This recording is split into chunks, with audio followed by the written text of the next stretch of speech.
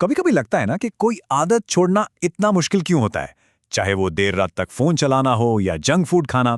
अच्छी बात यह है कि साइंस के पास इसका जवाब है। आज हम एक ऐसे तरीके के बारे में बात करेंगे जो आदतें बदलने में सच में मदद करता है। तो सवाल ये है कि आखिर हम खुद को या दूसरों को बदलने के लिए मोटिवेट कैसे करें? क्या डांट फटकार और डराने के अलावा कोई और ज्यादा असरदार रास्ता है? साइंस कहता है बिल्कुल है। देखिए, बदलाव के लिए अक्सर हमारे सामने दो रास्ते होते हैं। एक है डर का रास्ता और दूसरा उम्मीद का। साइंस हमें साफ साफ बताता है कि कौन सा रास्ता हमें हमारी मंजिल तक लेकर जाएगा। तो चलिए सबसे बड़े मिथक से ही शुरू करते हैं। वो ये कि डर लोगों को बदलने पर मजबूर करता है। हम सबने सालों से यही सुना है, पर क्या ये सच में काम करता है? सोचिए, जब हम खुद को कुछ करने से रोकना चाहते हैं तो हम अक्सर क्या करते हैं? हम खुद को डराते हैं। ये मत खाओ, मोटे हो जाओगे, या सिगरेट मत पियो, मर जाओगे। मतलब हम डर को एक हथियार की तरह इस्तेमाल करते हैं।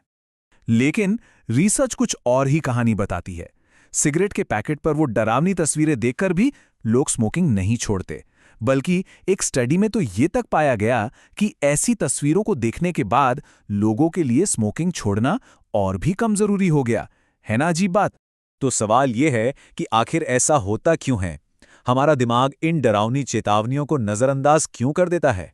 इसका जवाब हमारे दिमाग के काम करने के तरीके में छिपा है। देखिए, जब कोई जानवर खतरा महसूस करता है तो वो या तो वहीं जम जाता है या फिर भाग जाता है। वो लड़ने के बजाय बचना पसंद करता है। और हम इंसान भी कुछ अलग नहीं है। डर हमें समस्या का सामना करने के बजाय उससे दूर भागने पर मजबूर करता है। इसका एक बहुत ही बढ़िया उदाहरण स्टॉक मार्केट में देखने को मिलता है। जब बाजार ऊपर जा रहा था तो निवेशक बार बार अपना पोर्टफोलियो चेक कर रहे थे, लेकिन जैसे ही बाजार गिरा उन्होंने देखना ही बंद कर दिया। यह साफ दिखाता है कि हम अच्छी खबर सुनना चाहते हैं और बुरी खबर से बचना चाहते हैं। साइकोलॉजी की भाषा में इसे शुतुरमुर्ग प्रभाव यानी कि ऑस्ट्रिच इफेक्ट कहते हैं। यह हमारे दिमाग की एक आदत है, जहां हम बुरी खबर से बचने के लिए शुतुरमुर्ग की तरह रेत में अपना सिर छिपा लेते हैं। तो अगर डर काम नहीं करता तो फिर क्या करता है? जवाब हमारे दिमाग की एक और बड़ी दिलचस्प आदत में छिपा है, और वो आदत है हमारा आशावादी होना। एक स्टडी में लोगों से पूछा गया कि उनके साथ कुछ बुरा होने की कितनी संभावना है। जब उन्हें बताया गया कि खतरा उनके अंदाजे से कम है तो उन्होंने तुरंत अपनी सोच बदल ली। लेकिन जब उन्हें बताया गया कि खतरा असल में ज्यादा है तो उन्होंने इस बात पर ज्यादा ध्यान ही नहीं दिया।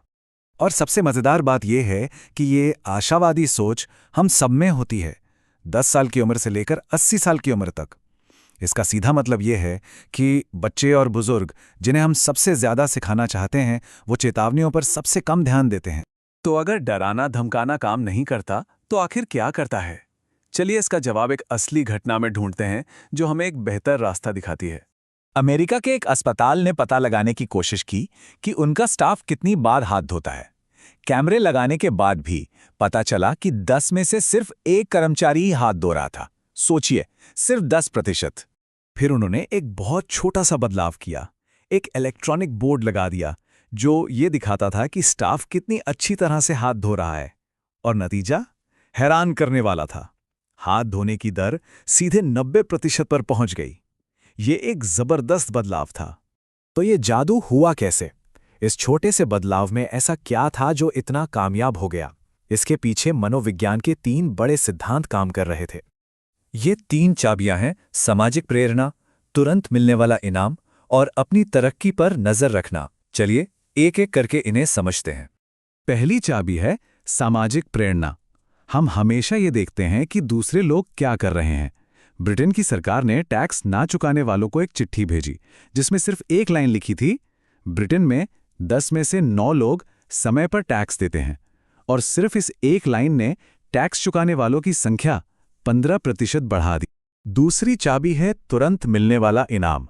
उस अस्पताल में जब भी कोई हाथ धोता था तो बोर्ड पर स्कोर बढ़ जाता था, जिससे उन्हें तुरंत एक खुशी मिलती थी। हमारा दिमाग भी ऐसा ही है।